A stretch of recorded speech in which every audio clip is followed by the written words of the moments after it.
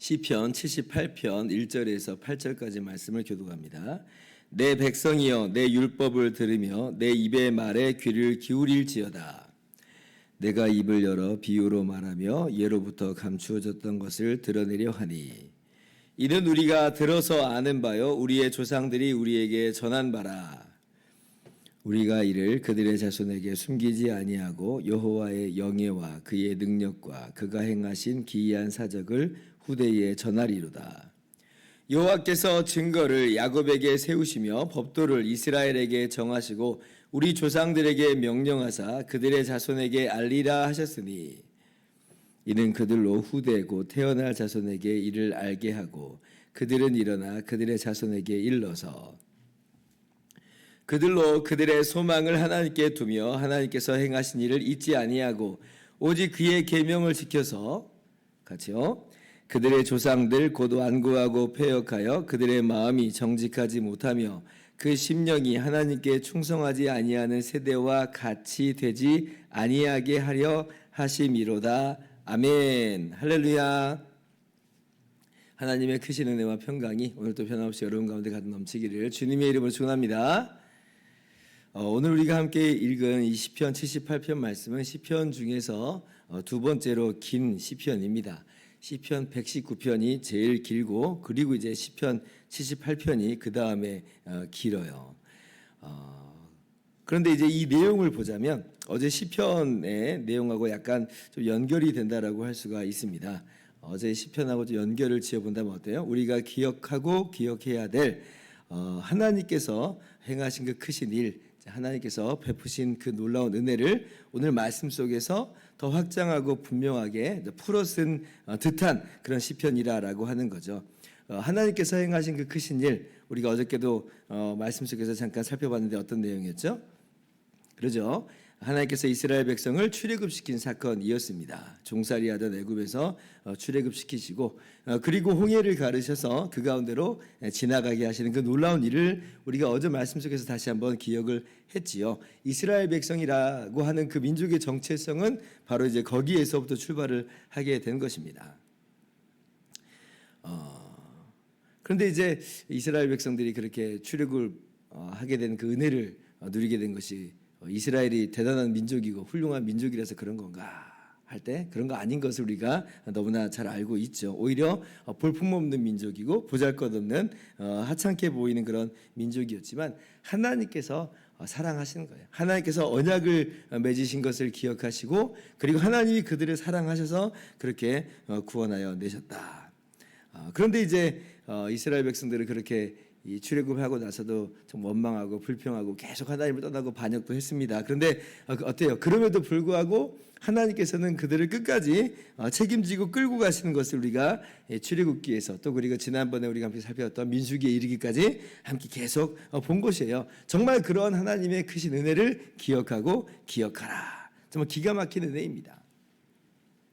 오늘 시편 78편 말씀은 그와 같은 하나님의 은혜, 하나님의 긍휼을 계속 말씀하시는 거예요. 이스라엘은 범죄하였으나 그러나 그럼에도 불구하고 하나님은 얼마나 긍휼이 크신 하나님이신가라고 하는 것을 이스라엘이 지나온 그 역사 속에서 계속 밝혀주면서 기억해내면서 그렇게 하나님을 높이는 것을 우리가 말씀에서 보게 되는 것입니다.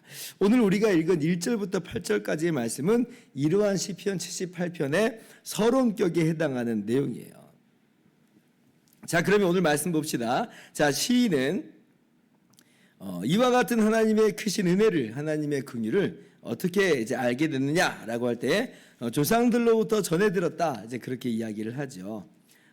3절 말씀 보세요. 이는 우리가 들어서 아는 바요 우리의 조상들이 우리에게 전한 바라. 그러니까 지금 부모님에게서 듣고요. 그 부모님은 또 그들의 부모님에게서 듣고 그렇게 계속 조상들이 그 다음 세대들에게 전해준 것을 지금 나도 들었다는 거예요. 나도 들었다. 우리가 그렇게 들어서 알게 됐다라고 하는 거죠. 그렇기 때문에 자신도 후대들에게 이와 같은 하나님께서 행하신 크신 일을 또 전하리라 이렇게 고백을 합니다. 4절 말씀 같이 읽어봅시다. 시작. 우리가 이를 그들의 자손에게 숨기지 아니하고 여호와의 영예와 그의 능력과 그가 행하신 기이한 사적을 후대에 전하리로다. 내가 전해받은 것처럼 나도 어떻게 하겠다는 거예요? 나도 전해주겠다 하는 것이에요. 그러니까 시인은 이것이 이제 자신이 경험한 것이기 때문에, 경험한 그런 은혜와 유익이기 때문에 바로 그렇게 하겠다라고 하는 그런 내용을 일면 담고 있는 것일 겁니다. 우리가 어저께도 살펴본 것처럼 자신도 이 환난 가운데 정말 넘어질 뻔했지만, 너무나 힘들었지만, 그러나 그 기억을 통해서, 이 기억을 통해서 다시 한번 일어나는 그런 경험을 했잖아요. 그러면 우리의 후대도 마찬가지예요. 우리의 후대가 아무런 환난과 어려움 없이 살아가는 세대일 것인가? 그렇지 않을 거거든요. 그럼 무엇이 그들을 일으키는가라고 할 때, 이것은 바로 하나님께서 행하신 그 크신 일들, 바로 그 기억이 그들을 일으킬 것이기 때문에, 그래서 나는 이제 이렇게 전하겠다라고 한 다짐이 있는 것이며, 그리고 무엇보다도 이렇게 전하라고 하는 것은 누구의 명령인가라고 할 때 하나님께서 그렇게 하라라고 하는 것임을 분명히 밝혀주지요. 5절 말씀. 여호와께서 증거를 야곱에게 세우시며 법도를 이스라엘에게 정하시고 우리 조상들에게 명령하사 그들의 자손에게 알리라 하셨으니. 그러니까 지금 하나님께서 다름 아니라 명령하신 거예요. 너 혼자만 알지 말고, 너 혼자만 그 유익을 누리지 말고, 너 다음 세대까지 정말 이 기억을 전수시켜라. 그래서 다음 세대도 이 은혜를 누리게 하고 하나님을 찬양하고 하나님의 말씀을 지키는 사람으로 우뚝 서게 하라라고 하는 것이에요. 자, 그러면 우리에게서 전해들은 그 다음 세대는 또 어떻게 해야 될까요? 너무나 당연한 이야기죠. 그들의 다음 세대들에게 이 하나님의 크신 일을, 은혜를, 긍휼을 전수시켜야 되는 겁니다. 6절. 이는 그들로 후대고 태어날 자손에게 이를 알게 하고 그들은 일어나 그들의 자손에게 일러서 계속 대를 이어서 신앙이 전수되게 하도록 하나님께서 명령을 하셨어요. 그렇다면 우리가 무엇을 분명히 알 수 있냐면, 신앙 전수의 책임과 의무가 우리들에게 있는 것이구나 라고 하는 것을 우리가 분명히 알 수가 있는 것이에요. 오늘 우리가 이러한 신앙 전수의 책임이 우리에게 있다는 걸 마음 깊이 새기실 수 있기를 바랍니다. 자, 그러면 하나님께서 어떤 결과를 이러한 신앙 전수 통해서 기대하시는가 할 때, 첫 번째는 그들의 소망을 오직 하나님께 두게 하시기 위함이다. 7절 상반절 보면 그들로 그들의 소망을 하나님께 두며, 제가 아까도 말씀드린 것처럼 하나님 긍휼이 크신 하나님이시잖아요.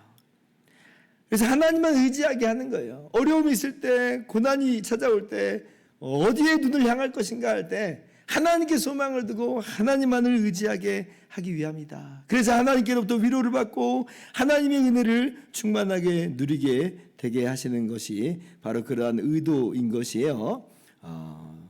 두 번째, 하나님의 말씀을 순종하는 세대가 되도록 이 신앙을 전수시켜라 하시죠.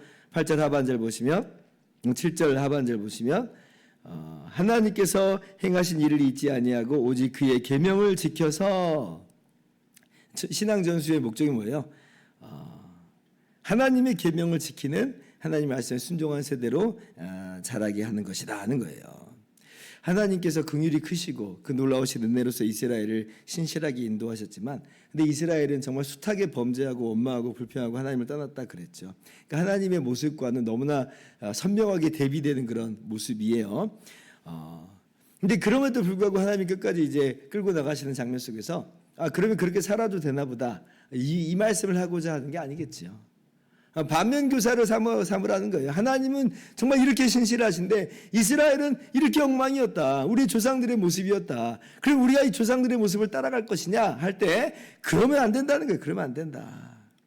반면교사로 삼아서 우리와 또 우리의 다음 세대는 하나님을 경외하는, 하나님의 말씀을 순종하면서 살아가는 세대로 자라게 하자는 거죠. 여러분, 이것이 바로 신앙 전수의 목적인 것입니다. 그래서 오늘 우리에게 신앙 전수의 이 책임과 의무가 있다라고 하는 것을 기억하면서, 그리고 정말 열심히 신앙을 전수함으로 말미암아 그렇게 우리와 우리의 자손들이 하나님께 소망을 두고 또 그리고 하나님의 말씀을 지켜 행하는 그런 세대가 되기를 우리가 정말 모든 수고와 노력을 다 해야 되겠습니다. 특별히 우리는 뭐 출애굽의 이 사건을 나누는 건 아니죠. 우리가 나눌 내용은 뭐예요? 우리는 주님의 십자가, 우리를 위해서 대신 하나님의 아들이 이 땅에 오시고, 그리고 예수님이 바로 그렇게 우리를 위해서 대신 십자가에서 죽으신 그 놀라운 은혜와 사랑, 그로 말미암아 우리가 구원받은 이 놀라운 은혜와 사랑을 우리가 우리의 다음 세대들에게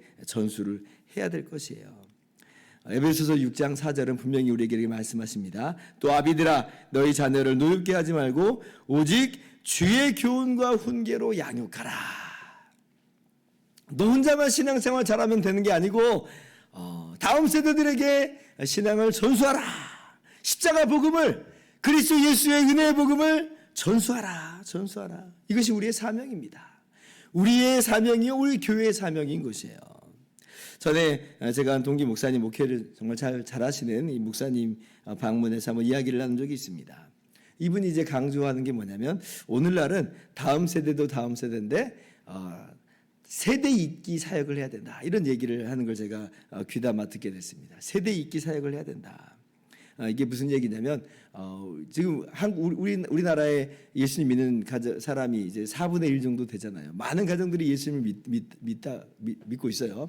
그러면 지금 이제 앞선 세대들은 정말 체험도 하면서 정말 주님의 은혜를 누리면서 살았는데, 근데 이제 정작 우리의 자녀들은 정말 너무나 많이 방치되고 있는 그런 상황이 아닌가라고 자가 진단을 한 거죠. 그래서 각 가정이 이 신앙의 전수를 자기 자녀들에게 해야 된다.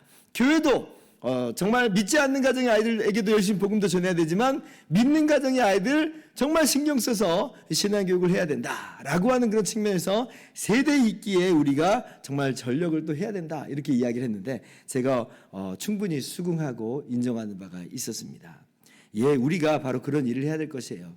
믿지 않는 그런 아이들에게도 여전히 복음을 열심히 전하는 것으로, 그렇게 다음 세대 사역도 하면서 다음 세대 사역의 하나의 모습으로서 세대 잇기 사역을 우리가 해야 됩니다.